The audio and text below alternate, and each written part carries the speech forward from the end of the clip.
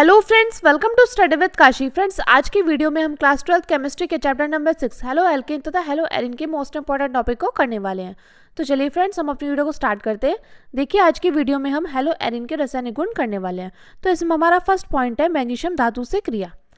तो देखिए, मैग्नीशियम धातु से क्रिया में क्या होता है, तो शुष्क ईथर की उपस्थिति में ब्रोमोबेंजीन की क्रिया मैग्नीशियम धातु से कराने पर फेनिल मैग्नीशियम ब्रोमाइड प्राप्त होता है। इसे ग्रिग्नार्ड अभिकर्मक कहते हैं। फिर से देखते हैं कि शुष्क ईथर की उपस्थिति में ब्रोमोबेंजीन की क्रिया मैग्नीशियम धातु से कराने पर फेनिल मैग्नीशियम ब्रोमाइड प्राप्त होता है। इसे ग्रिग्नार्ड अभिकर्मक भी कहते हैं। तो देखिए, ग्रिग्नार्ड अभिकर्मक आपसे डायरेक्टली 1 मार्क्स में पूछा जाता है, एमसीक्यू में पूछ लिया जाता है। तो आपको पता होना चाहिए कि ग्रिग्नार्ड अभिकर्मक क्या होता है। तो देखते हैं यहाँ पर क्या लिखा है। यहाँ पर लिखा है कि ब्रोमोबेंजीन। तो ब्रोमोबेंजीन क्या होता है, ब्रोमोबेंजीन होते हैं ये। तो ब्रोमोबेंजीन की क्रिया किससे कराई जाएगी, ब्रोमोबेंजीन की क्रिया मैग्नीशियम धातु से कराई जाएगी। किसकी उपस्थिति में, ये कराई जाएगी हमारी शुष्क ईथर की उपस्थिति में। शुष्क ईथर की उपस्थिति में तो हमारा क्या बनकर तैयार हो जाएगा, यहाँ पर हमारा बनकर तैयार हो जाएगा फेनिल मैग्नीशियम ब्रोमाइड। ये देखिए, ये हमारी बेंजीन रिंग फेनिल। अब देखिए बेंजीन रिंग पर Mg और Br। तो ये क्या बनकर तैयार हुआ, ये बनकर तैयार हुआ हमारा फेनिल मैग्नीशियम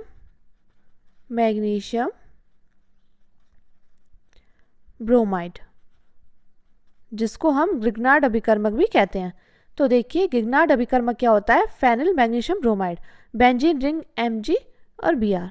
या देखिए, इस ग्रिग्नार्ड अभिकर्मक को आप कैसे लिख सकते हैं, C6H5MgBr। तो ये हमारा क्या हुआ, ये हमारा हुआ ग्रिग्नार्ड अभिकर्मक। मैं उम्मीद करती हूँ फ्रेंड्स इतना अच्छे से आपको समझ में आ गया होगा। चलिए अब हम आगे बढ़ते हैं।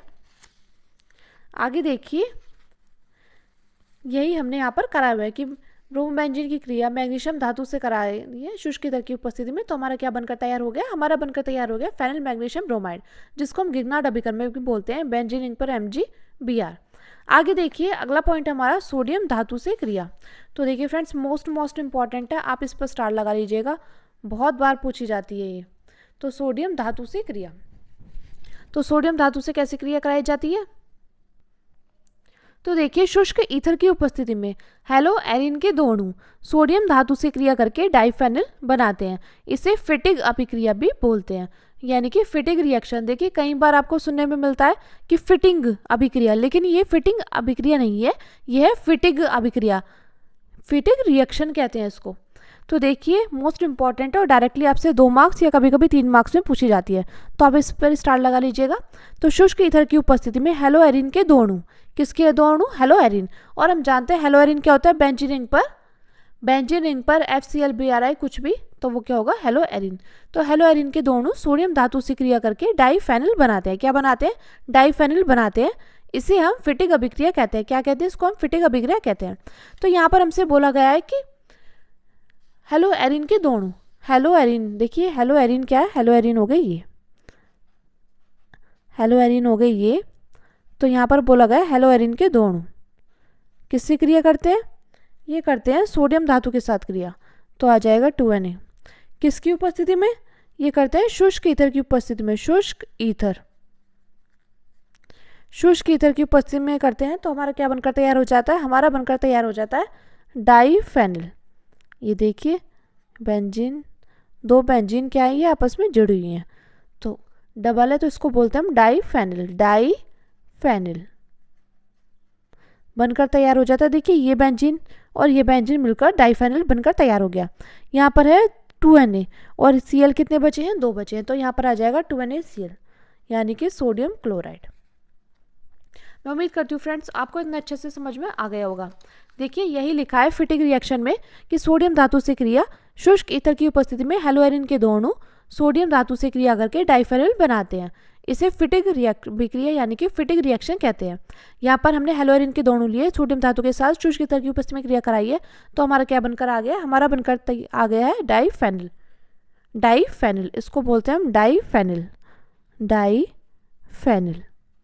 और क्या बनकर आ गया हमारा सोडियम क्लोराइड। अब देखिए, अगला रासायनिक गुण है हमारा अगला रासायनिक गुण है हमारा अपचयन। तो देखिए क्षार की उपस्थिति में NiAl यानी कि निकेल एल्यूमिनियम मिश्र धातु क्लोरोबेंजीन को बेंजीन में अपचयित कर देता है। फिर से देखते हैं इसमें क्या लिखा है कि क्षार की उपस्थिति में NiAl मिश्र धातु क्लोरोबेंजीन को बेंजीन में अपचयित कर देता है। अब देखिए क्लोरोबेंजीन क्या होती है, बेंजीन रिंग पर Cl, ये होता है हमारा क्लोरोबेंजीन। अब इसमें लिखा है कि क्षार की उपस्थिति में NiAl यानी कि निकेल एल्यूमिनियम मिश्र धातु क्लोरोबेंजीन को बेंजीन में अपचयित कर देता है। जब भी अपचयित करे तो हाइड्रोजन के साथ क्रिया होगी। यहाँ पर हाइड्रोजन के दो अणु हैं, निकेल एल्यूमिनियम की उपस्थिति में निकेल एल्यूमिनियम मिश्र धातु और क्षार की उपस्थिति में, तो क्षार क्या है, NaOH है। तो ये जब अपचयित हो जाएगा तो क्या बनकर तैयार हो जाएगा, ये बनकर तैयार हो जाएगा हमारा बेंजीन रिंग। और क्या बनकर तैयार हो जाएगा, HCl बनकर तैयार हो जाएगा। तो फ्रेंड्स ये थे हमारे हेलोएरिन के रासायनिक गुण, जो कि बहुत ज़्यादा इंपॉर्टेंट है क्योंकि डायरेक्टली आपसे क्वेश्चन पूछ लिया जाता है गिगनार्ड अभिकर्मक किसे कहते हैं। तो आपको रासायनिक गुण अच्छे से पता होने चाहिए क्योंकि क्वेश्चन कहीं से भी पूछा जा सकता है कि गिगनार्ड अभिकर्मक कैसे प्राप्त होता है। तो आपको पता होना चाहिए कि ब्रोमोबेंजीन की क्रिया मैग्नीशियम धातु से शुष्क ईथर की उपस्थिति में कराएंगे तो हमारा क्या बनकर तैयार हो जाएगा, हमारा बनकर तैयार हो जाएगा गिगनार्ड अभिकर्मक, जिसको हम फेनिल मैग्नीशियम ब्रोमाइड भी कहते हैं। और दूसरी है फिटिक रिएक्शन। तो फिटिक रिएक्शन बहुत ज़्यादा इंपॉर्टेंट है, कभी कभी 2 मार्क्स, कभी कभी 3 मार्क्स या कभी कभी 2.5 मार्क्स की पूछी जाती है। तो फिटिक रिएक्शन में क्या बनकर तैयार हो रहा है, उसमें बनकर तैयार हो रहा है हमारा डाईफेनिल। उसमें हमने हेलोएरिन के दो अणु सोडियम धातु के साथ क्रिया करा के शुष्क ईथर की उपस्थिति में क्रिया कराते हैं तो हमारा डाईफेनिल बनकर तैयार हो रहा है। तो फ्रेंड्स ये थी हमारी मोस्ट इंपॉर्टेंट रासायनिक गुण। मैं उम्मीद करती हूँ फ्रेंड्स आपको वीडियो अच्छी लगी होगी। अगर आपको वीडियो अच्छी लगी हो तो प्लीज़ हमारे चैनल को सब्सक्राइब कीजिएगा, वीडियो को लाइक शेयर कमेंट जरूर कीजिएगा। तो चलिए फ्रेंड्स मिलते हैं नेक्स्ट वीडियो में। Thank you, thanks for watching.